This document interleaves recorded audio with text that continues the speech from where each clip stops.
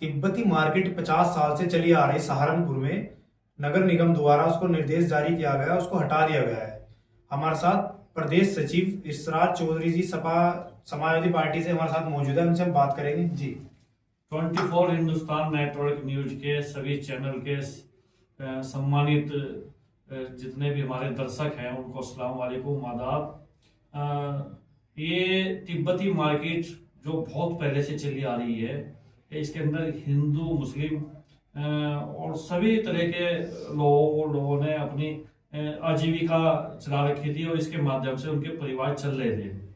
इन्होंने तुरंत उसे जो तोड़ने का आदेश जारी किया, बहुत ही घोर निंदनीय है। हम लोग इसका विरोध करते हैं। समाजवादी पार्टी ने शुरू से ही कहा था कि भारतीय जनता पार्टी गरीबों को उजाड़ने का काम कर रही है और उन्होंने सहारनपुर में साबित भी कर दिया कि गरीबों के पक्ष में भारतीय जनता पार्टी बिल्कुल भी नहीं है और गरीबों को उजाड़ने का काम खुलेआम किया जा रहा है। कोई सुनवाई नहीं है, अधिकारी सुनने को तैयार नहीं है। अगले महीने रमजान का पर्व भी है और लोगों ने अपनी दुकानों में लाखों रुपए का माल डाला हुआ था, उनका काफी नुकसान हो गया। उसको कैसे देखते हैं? इनका एक सूत्री कार्यक्रम यह है कि गरीबी हटाओ, अमीरों को बढ़ावा दो।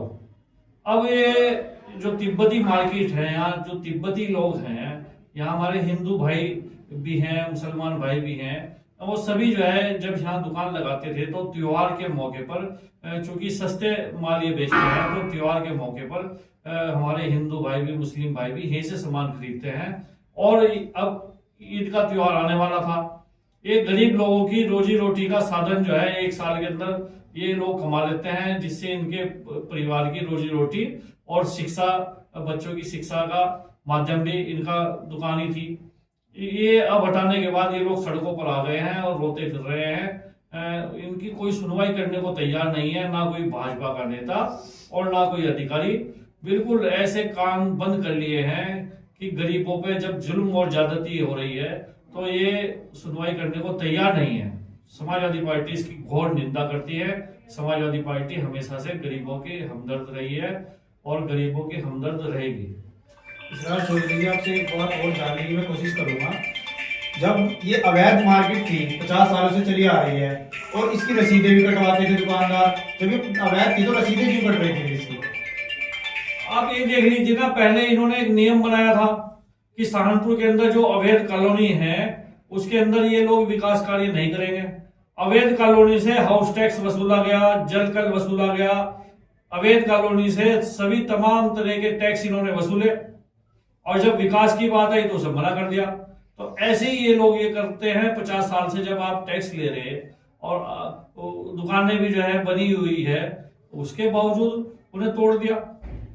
तो बिल्कुल ही ये भारतीय जनता पार्टी की सरकार में ही हो सकता है गरीबों पर उत्पीड़न, मैं समझता हूं, और कहीं कभी इतना जुल्म और ज्यादती नहीं होगी जितना इस सरकार में गरीबों के ऊपर हो रहा है। जब ये अवैध मार्केट थी तो इन मार्केट वालों को पनपने क्यों दिया गया? क्या ये पहले ही हटानी देनी चाहिए थी? जब अवैध थी तो पहले से हटा देते। इतनी दिनों तो 50 सालों बाद अब मार्केट को हटा दिया गया। अब इतने दुकानदार थे वो सारे बेरोजगार हो गए हैं। इसमें एक सबसे बड़ी बात यह भी है कि सहारनपुर के जो हमारे माननीय सांसद जी, वो गए और एमएलसी, कांग्रेस के एमएलसी भी गए उनके साथ और उन्होंने नगर आयुक्त साहब से बात की और नगर आयुक्त साहब से बात करके समझौता करके वापस आ गए अपने निजी फायदे के लिए। उन्होंने जो है जनता के फायदे के लिए कोई बात नहीं की, ना ही तिब्बती मार्केट वालों से बात की। और समझौते के आधार पर कांग्रेस के जो सांसद और कांग्रेस के एमएलसी ने जो समझौता किया, उसके आधार पर तिब्बती मार्केट तोड़ दी गई, गरीब आदमियों का नुकसान हो गया। और इसमें कहीं ना कहीं कांग्रेस के सांसद और एमएलसी के परिवार को उसका निजी फायदा जरूर मिला होगा, क्योंकि इन्होंने समझौता कर लिया होगा अपने लिए। क्योंकि गरीब की कोई बात नहीं हुई, आम जनता की कोई बात नहीं हुई, तिब्बती मार्केट उससे अगले दिन ही तोड़ दी गई। कांग्रेस के सांसद वो कहाँ है एमएलसी? वो तो समाजवादी पार्टी के हैं। समाजवादी पार्टी के किसी कार्यक्रम में आते नहीं, जाते नहीं, कांग्रेस के बैनर पे उनका फोटो, कांग्रेस के हर कार्यक्रम में उनका रहना, तो समाजवादी पार्टी में तो है ही नहीं। हम तो मानते ही नहीं उनको, वो तो कांग्रेस के अंदर है। अब 62 फुटे में उनको जगह दे दी गई। वो बोल रहे हैं कि 62 फुटे पे मार्केट बनेगी तिब्बती। अब एक तरफ मेन मार्केट है और एक तरफ एक इलाका है, तो वहां पर कहाँ दुकान चल पाएगी? वो तो एक तरफ है। आप जो है ये समझ लीजिए एक तो है कॉमर्शियल जगह और एक है बिल्कुल घरेलू जगह। तो वहां पर कहाँ से मार्केट चलेगी, जो है जो देने की बात कर रहे हैं वो तो बहुत दूर है। वहां पर तो आम आदमी जाता भी नहीं जल्दी से। ये मेन मार्केट है, यहाँ पे तो हर समय जो है मेन मार्केट में आदमी रहता है।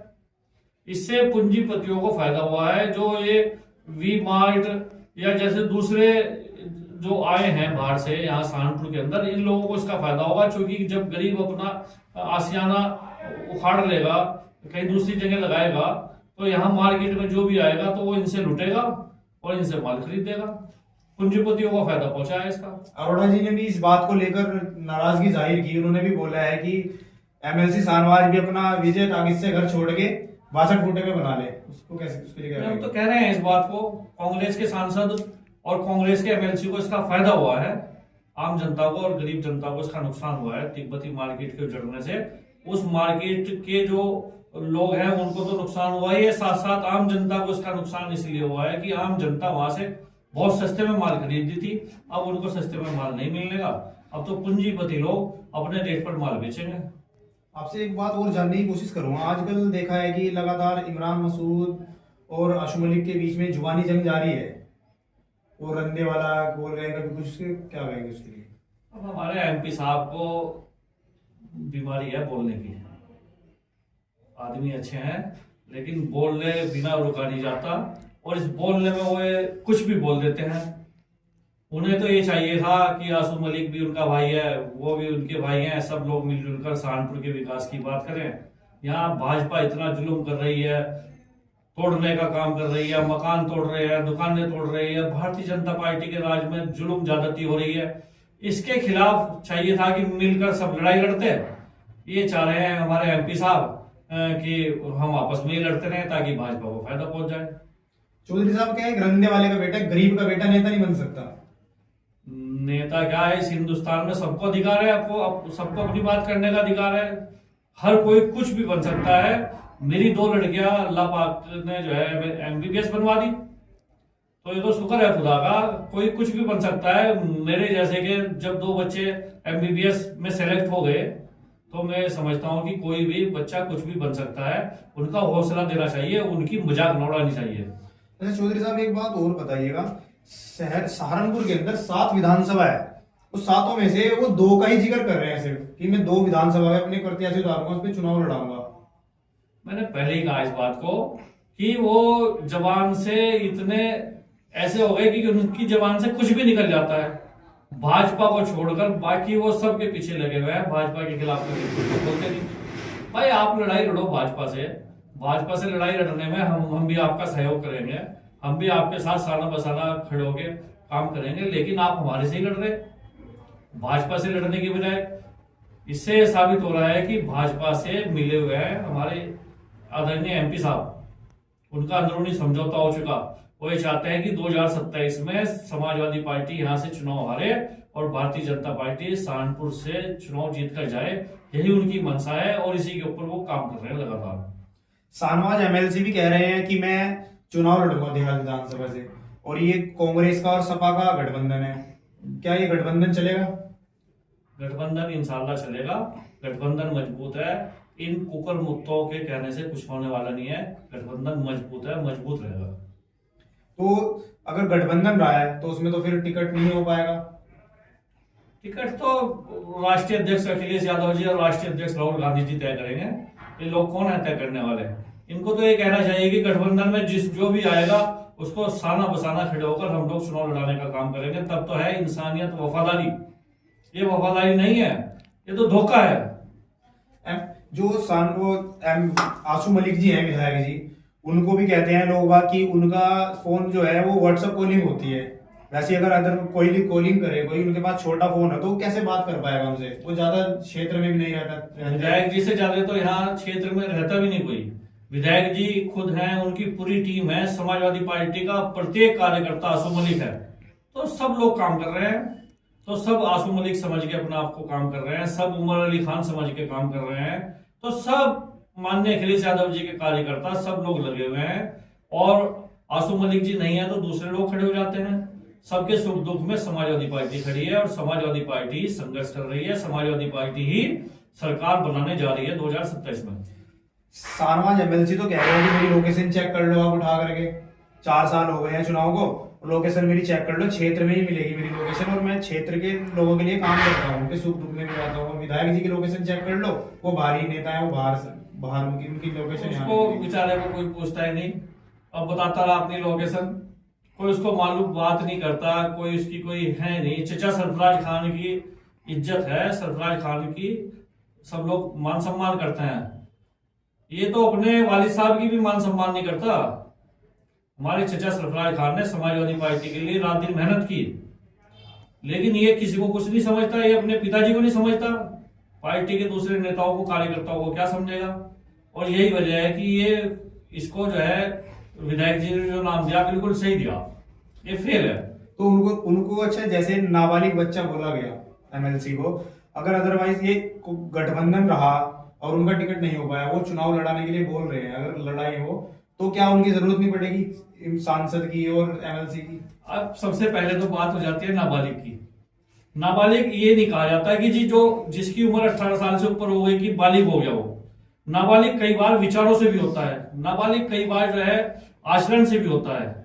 इसके बेचारे के आचरण ऐसे हैं, इसके ख्यालात ऐसे हैं। अब जब समाजवादी पार्टी ने एमएलसी बनाया, आजम खान साहब ने इसको सम्मान दिया, ये हमें छोड़ के चला गया, कांग्रेस के उस एमपी के साथ चला गया जिस एमपी ने हमेशा चचा सरफराज खान की मुखालफत की, जिस एमपी ने चचा सरफराज खान को कभी कुछ बनने नहीं दिया, उनके साथ चले गए। तो ये विचारों की कारण नाबालिग है। वो तो कह रहे हैं कि मैं आजम खान हमारे बड़े हैं, मैं जिंदगी भर उनका एहसान मानूंगा। तो कौन सा एहसान मानना है? कांग्रेस के पोस्टर पे तो फोटो लग रहे हैं, कांग्रेस के कार्यक्रम में जा रहे हैं, समाजवादी पार्टी के विधायक का विरोध करते हो, समाजवादी पार्टी के माननीय राष्ट्रीय अध्यक्ष जी का विरोध करते हो, समाजवादी पार्टी के प्रत्येक कार्यक्रम का आप लोग विरोध करते हो। तो कहां रह गए? खाली जबान से आजम खान साहब रह गए। आजम खान साहब को अगर ये मानते, समाजवादी पार्टी को मानते, तो ये समाजवादी पार्टी के अंदर रहते और ये कहते हैं कि समाजवादी पार्टी जो भी फैसला लेगी उस फैसले को हम लोग एक्सेप्ट करेंगे, क्योंकि समाजवादी पार्टी ने हमें बहुत बड़ा सम्मान देने का काम किया। लेकिन ये तो फर्जी लोग हैं, सम्मान लिया समाजवादी पार्टी से और चप्पल उठा रहे हैं कांग्रेस के एमपी की। तो ये थे हमारे साथ इसरार चौधरी जी, जो समाजवादी पार्टी के प्रदेश सचिव है। इन्होंने बेबाकी से अपनी बातों का, सभी सवालों का जवाब दिया। तो लगातार बने रहे 24 हिंदुस्तान न्यूज के साथ। मैं साजिद राजपूत, कैमरामैन समीर के साथ।